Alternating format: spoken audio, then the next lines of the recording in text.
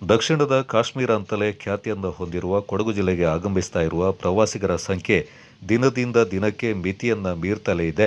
ಅಪಾಯದಂಚಿನ ಪ್ರವಾಸಿ ತಾಣಗಳಲ್ಲಿ ಪ್ರವಾಸಿಗರ ನಿರ್ಲಕ್ಷ್ಯದ ನಡೆ ಅಪಾಯವನ್ನ ಆಹ್ವಾನ ಮಾಡ್ತಾ ಇದೆ. ನಗರದ ಜನರಲ್ ತಿಮ್ಮಯ್ಯ ವೃತ್ತದ ಮೂಲಕ ಮಂಗಳೂರು ರಸ್ತೆ ಕಡೆಗೆ ತೆರಳುವ ಮಾರ್ಗದಲ್ಲಿ ನಿರ್ಮಿಸಲಾಗಿರುವ ತಡೆಗೋಡೆ ಪ್ರದೇಶ ಇದೀಗ ಪ್ರವಾಸಿಗರನ್ನ ಆಕರ್ಷಿಸ್ತಾ ಇದೆ. ರಾಜಸೀಟು ಉದ್ಯಾನವನದ ಬೆಟ್ಟದ ಕೆಳಗಿರೋ ಈ ತಡೆಗೋಡೆಯ ಅಸುರಕ್ಷಿತ ಪ್ರದೇಶ 1000 ಅಡಿಗೂ ಹೆಚ್ಚು ಪ್ರಪಾತವನ್ನ ಹೊಂದಿದೆ. ಇದರ ಅರಿವೇ ಇಲ್ಲದ ಪ್ರವಾಸಿಗರು ಇಲ್ಲಿ ನಿಂತು ತಮ್ಮ ಮೊಬೈಲ್ ಕ್ಯಾಮೆರಾಗಳ ಮೂಲಕ ಪರಿಸರದ ಸೊಬಗನ್ನ ಸೆರೆಹಿಡಿಯುತ್ತಿದ್ದಾರೆ. ಜೊತೆಗೆ ಸೆಲ್ಫಿಯನ್ನ ಕ್ಲಿಕ್ಕಿಸಿಕೊಳ್ತಾ ಇದ್ದಾರೆ. ಅಪಾಯದ ಪರಿವಿಲ್ಲದ ಪ್ರವಾಸಿಗರ ಈ ನಡೆ ಅತ್ಯಂತ ಅಜಾಗರೂಕತೆಯಿಂದ ಕೂಡಿದೆ. ಕೆಲವರು ತಡೆಗೋಡೆ ತುತ್ತ ತುದಿಯಲ್ಲಿ ನಿಂತು ಸೆಲ್ಫಿಯನ್ನ ಕ್ಲಿಕ್ಕಿಸಿದ್ರೆ ಮತ್ತೆ ಕೆಲವರು ರೀಲ್ಸ್ ಮಾಡೋ ನೆಪದಲ್ಲಿ ಹುಚ್ಚು ಧೈರ್ಯ ತೋರ್ತಾ ಇದ್ದಾರೆ. ಯುವಕ ಯುವತಿಯರು ಮಾತ್ರವಲ್ಲದೆ ದಂಪತಿಗಳು ಕೂಡ ಚಿಕ್ಕ ಮಕ್ಕಳೊಂದಿಗೆ ಫೋಟೋಗಳಿಗೆ ಪೋಸ್ಟ್ ನೀಡ್ತಾ ಅಪಾಯವನ್ನ ಆಹ್ವಾನಿಸಿಕೊಳ್ತಾ ಇದ್ದಾರೆ. ಪ್ರವಾಸಿಗರು ಅಪಾಯದೊಂದಿಗೆ ಚೆಲ್ಲಾಟವಾಡ್ತಾ ಇದ್ದ ದೃಶ್ಯವನ್ನ ಕಂಡು ಸಾರ್ವಜನಿಕರು ಪೊಲೀಸರಿಗೆ ಮಾಹಿತಿ ನೀಡಿದ ಹಿನ್ನೆಲೆ ಸ್ಥಳಕ್ಕೆ ಬಂದ ಪೊಲೀಸರು ಅಲ್ಲಿದ್ದವರಿಗೆ ಬುದ್ಧಿ ಹೇಳಿ ಕಳಿಸಿದ್ದಾರೆ. ಕೆಲವರು ಹೆದ್ದಾರಿ ಬದಿಯಲ್ಲೇ ವಾಹನಗಳನ್ನು ನಿಲ್ಲಿಸಿಕೊಂಡು ಇತರ ವಾಹನ ಸಂಚಾರಕ್ಕೆ ಅಡ್ಡಿ ಮಾಡ್ತಾ ಇದ್ದ ಕಾರಣ ಎಲ್ಲ ವಾಹನಗಳನ್ನು ಸ್ಥಳದಿಂದ ತೆರವು ಮಾಡಲಾಯಿತು. ಬಳಿಕ ಅಪಾಯಕಾರಿ ಪ್ರದೇಶಕ್ಕೆ ಯಾರೂ ಸುಳಿಯದಂತೆ ಎಚ್ಚರಿಕೆಯ ಟೇಪ್ ಅನ್ನು ಅಳವಡಿಸಲಾಯಿತು.